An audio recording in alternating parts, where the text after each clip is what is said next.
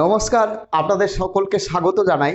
যারা যারা central force এবং ইডি আধিকারিকদের উপর আক্রমণ চালিয়েছে, ইট পাটকেল ছুঁড়ে ছুঁড়ে মেরেছে, যারা ইডি এবং সেন্ট্রাল ফোর্সের মাথা ফাটিয়েছে, ইডি এবং সেন্ট্রাল ফোর্সকে যারা তাড়িয়ে তাড়িয়ে মেরেছে, অর্থাৎ সন্দেশখালির সেই শেখ শাহজাহান সম্পর্কে আমি বলছি।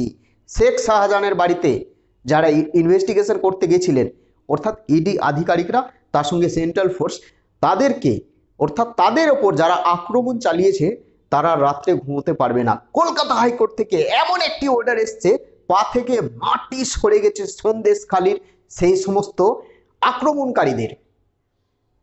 দেখুন, আজকে কলকাতা হাইকোর্ট এমন একটা রায় দিয়েছে যেটা শুনে শেখ শাহজাহান এবং তার ফ্যামিলি, তার ভাই এবং সেখানকার বাসিন্দারা চমকে গেছেন, পা থেকে মাটি সরে গেছে। কি রায় দিয়েছে কলকাতা হাইকোর্টের প্রধান বিচারপতি ডিভিশন বেঞ্চ? প্রথমে রায় দিয়েছে যে শেখ শাহজাহান সম্পর্কে যত তদন্ত চলছিল সমস্ত তদন্ত প্রক্রিয়া সিবিআইয়ের উপর তুলে দিয়েছে, অর্থাৎ সিবিআইয়ের হাতে হস্তান্তর করা হয়েছে। সিআইডি এবং রাজ্য পুলিশের নেতৃত্বে যেটা ইনভেস্টিগেশন চলছিল শেখ শাহজাহান সম্পর্কে, সেই কেসটা এবার টোটালি সমস্ত মামলা কিন্তু সিবিআইয়ের হাতে হস্তান্তর করা হয়েছে। এই মুহূর্তের বড় আপডেট। এবং কলকাতা হাইকোর্ট আরও বলেছে, সেন্ট্রাল ফোর্স এবং ইডি আধিকারিকদের ওপর যারা যারা আক্রমণ চালিয়েছে বা যারা যারা মার খেয়েছে এবং যারা যারা মেরেছে তাদের ফুটেজ দেখা হবে। অর্থাৎ বিভিন্ন নিউজ চ্যানেল থেকে ভিডিও ফুটেজ নিয়ে কারা কারা এই মামলার সঙ্গে জড়িত তাদের ভিডিও ফুটেজ দেখে দেখে তাদেরকে গ্রেপ্তার করতে হবে। শুধু গ্রেপ্তার নয়, গ্রেপ্তার করে তিহাড় জেল এবং 302 মামলা, 302 ধারা তাদের উপর রুজু হবে এবং আরও অনেক ধারায় রুজু হবে। তো যাই হোক, যারা যারা সেন্ট্রাল ফোর্স এবং ইডিকে মেরেছেন, তাদের মাথা ফাতা ফাটিয়েছেন, তাড়িয়ে তাড়িয়ে মেরেছেন, আজ থেকে আপনারা রাত্রে ঘুমোবেন না।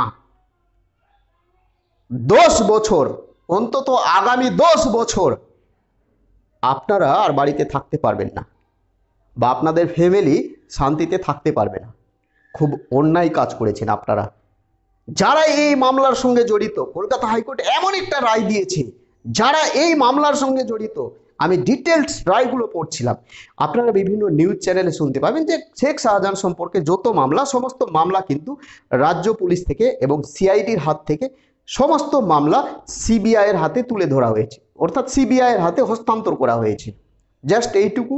কিন্তু বিষয়টি হচ্ছে, যারা যারা এই মামলার সঙ্গে জড়িত, যখন ইডি এবং সেন্ট্রাল ফোর্স শেখ শাহজাহানের বাড়িতে যায়, অনেকে ঘুমিয়ে পড়েছে যে শেখ শাহজাহান আমাদের বাদশা, ভগবানের মতো, হেন তেন এগেরা ব্যাগেরা, মহিলারা পুরুষরা হাতে লাঠি সোটা নিয়ে এবং আন্দোলন ফান্দোলন করে একাকার করে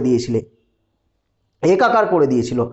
রাস্তা জ্যাম, বাড়ি জ্যাম, যারা যারা রাস্তা জ্যাম করেছিল, বাড়ি জ্যাম করেছিল, যারা যারা বিভিন্ন বক্তব্য দিয়েছিল শেখ শাহজাহান সম্পর্কে বা তার পক্ষে, আপনারা রাত্রে আর ঘুমোতে পারবেন না। আমি কথা দিচ্ছি, রাত্রে আর ঘুমোতে পারবেন না।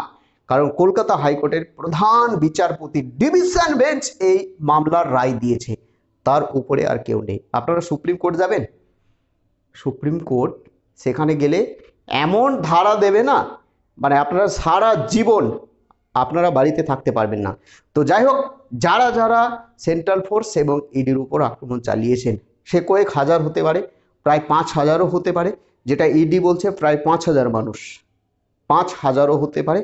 ফুটেজ দেখে দেখে বিভিন্ন মিডিয়ার কাছ থেকে বিভিন্ন ভিডিও ফুটেজ নিয়ে, ফুটেজ দেখে দেখে চিহ্নিত করে তাদেরকে গ্রেপ্তার করবে। শুধু শেখ শাহজাহান নয়, শেখ শাহজাহানের বাড়িতে যেদিন রেড করতে যায় ইডি, সেই দিন যারা ভিড় জমায়েত করেছিল, সেই জমায়েতকারী ব্যক্তিদের ফুটেজ দেখে দেখে তাদের গ্রেপ্তার করার নির্দেশ এবং 302 ধারা তাদের উপর রুজু করার নির্দেশ, এমনটাই নির্দেশ দিয়েছে কলকাতা হাইকোর্টের প্রধান বিচারপতি। আপনারা রাত্রে আর ঘুমোতে পারবেন? কে বাঁচাবে আপনাদের? আরে শিক্ষামন্ত্রী জেলে, কেষ্টদা জেলে, জীবন কৃষ্ণ সাহা জেলে, টিএমসির বড় বড় নেতা নেত্রীরা জেলে। আপনারা শুধু টিএমসির ঝান্ডা ধরে চেঁচাচ্ছেন যে শেখ শাহজাহান আমার পেছনে আছে, মমতা ব্যানার্জি আমার পেছনে আছে, অভিষেক ব্যানার্জি আমার পেছনে আছে। আপনি যখন কলকাতা হাইকোর্ট বা সুপ্রিম কোর্টে যাবেন না, আপনার পেছনে কেউ থাকবে না, কেউ থাকবে না, আপনারা রাত্রে ঘুমোতে পারবেন না। এমনটাই রায় দিয়েছে কলকাতা হাইকোর্টের প্রধান বিচারপতির ডিভিশন বেঞ্চ। দেখুন, প্রধান বিচারপতির ডিভিশন বেঞ্চ আরও বলেছে, অর্থাৎ ছত্রে ছত্রে রাজ্য পুলিশের যে ব্যবস্থা, সেই ব্যবস্থাপনার উপর ছত্রে ছত্রে তুলোধন করেছে যে রাজ্য পুলিশ শেখ শাহজাহানকে কেন গ্রেপ্তার করতে পারেনি। শেখ শাহজাহান গ্রেপ্তার সম্পর্কে কোনো নিষেধাজ্ঞা ছিল না, এমনটাই ব্যাখ্যা দিয়েছে। শুধুমাত্র সিট গঠনের ওপর নিষেধাজ্ঞা ছিল এবং আজকে তার বহিঃপ্রকাশ, অর্থাৎ ফাইনাল রাইট, ফাইনাল জাজমেন্ট। তবুও রাজ্য পুলিশ কেন গ্রেপ্তার করতে পারেনি? রাজ্য পুলিশকে নানান ভাষায় আক্রমণ করেছে প্রধান বিচারপতির ডিভিশন বেঞ্চ, অর্থাৎ কলকাতা হাইকোর্টের প্রধান বিচারপতি ডিভিশন বেঞ্চ।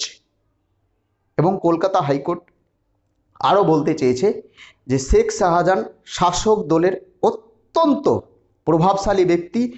যদি এই তদন্তের ভার রাজ্য পুলিশ বা সিআইডিকে দেওয়া হতো, তাহলে তদন্ত প্রক্রিয়ার ওপর একটা প্রভাব থাকতো, অর্থাৎ এই তদন্ত ঠিকঠাকভাবে হতো না।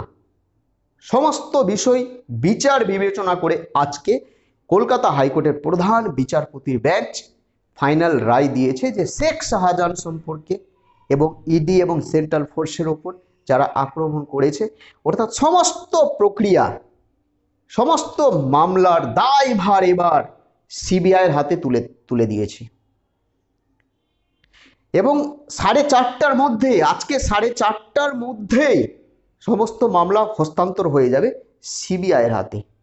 এবং রাজ্য পুলিশকে আরও তুলোধনা করেছে যে শেখ শাহজাহানকে যে গ্রেপ্তার করেছে, তাহলে তাকে কেন জেলে পাঠানো হয়নি, পুলিশের আয়ত্তে কেন রেখেছে, তাকে জেলে পাঠানো উচিত ছিল। রাজ্য পুলিশের নানান দোষ ত্রুটি কলকাতা হাইকোর্টে আজকে পর্দাফাশ হয়ে গেছে। যারা যারা আক্রমণ করেছিলেন সেন্ট্রাল ফোর্স এবং ইডির ওপর, আপনারা আর আগামী 10 বছর বাড়িতে ঘুমোতে পারবেন না। ওই তিহার জেল, না হলে ওর থেকেও যদি কোনো বড় জেল থাকে বা তৈরি করা হয়, তাহলে আপনারা সেই জেলেই যাবেন। আমার কথা আপনারা মিলিয়ে নেবেন, কারণ প্রথম ধারা হবে 302 ধারা, নন বেলেবল 302 ধারা, এবং তার সঙ্গে আরও, অর্থাৎ সরকারি কার্যে বাধা সৃষ্টি, অনেক ধারা যুক্ত হবে। আপনারা ভাবতে পারবেন না ভারতের ইতিহাসে এত বড় কেস, এত বড় হামলা জম্মু কাশ্মীর বাদে আর কোথাও হয়নি। ভালো থাকবেন, সুস্থ থাকবেন। আজকে অভিজিৎ গঙ্গোপাধ্যায় কলকাতা হাইকোর্টের যে বিচারক পদ থেকে, অর্থাৎ ইস্তফা দিয়ে দিয়েছে এবং আজকেই বিজেপিতে যোগদান করবে, এমনটাই আমরা সূত্র মারফত জানতে পারছি। এবং ডায়মন্ড হারবার লোকসভা কেন্দ্র থেকে অভিষেক ব্যানার্জির বিরুদ্ধে তিনি প্রার্থী হয়ে 2024 লোকসভা নির্বাচনে লড়বেন, এটা সূত্র মারফত আমরা জানতে পারলাম। কিন্তু আমি অভিজিৎ বাবুকে বলতে চাইছি, আপনি যদি জিততে চান, বিজেপি হয়ে যদি জিততে চান, তাহলে ডায়মন্ড হারবার লোকসভা কেন্দ্রে আপনি দাঁড়াবেন না। কারণ ডায়মন্ড হারবার লোকসভা কেন্দ্রে 40% বেশি সংখ্যালঘু সম্প্রদায়ের ভোট রয়েছে। আপনি জিততে পারবেন না, জিতার চান্সটা খুব কম রয়েছে, টিএমসির জেতার চান্স বেশি রয়েছে। তো আপনি অন্য কোনো লোকসভা কেন্দ্রে দাঁড়ান, আপনি জিতে যাবেন, কিন্তু ডায়মন্ড হারবার লোকসভা কেন্দ্রে জেতাটা খুবই টাফ হয়ে যাবে। ভালো থাকবেন, সুস্থ থাকবেন। এরপরে SSC primary TET 2014, SSC 2016, SSC group C, group D 2022 প্রশ্নভুল মামলা, প্রাইমারি টেট এবং শিক্ষা সম্পর্কে বা রিক্রুটমেন্ট সম্পর্কে নানান বিষয় আমি আপনাদের সামনে তুলে ধরবো। ভালো থাকবেন, সুস্থ থাকবেন। নতুন হয়ে থাকলে চ্যানেলটিকে সাবস্ক্রাইব করে দেবেন। জয় হিন্দ, বন্দে মাতরম।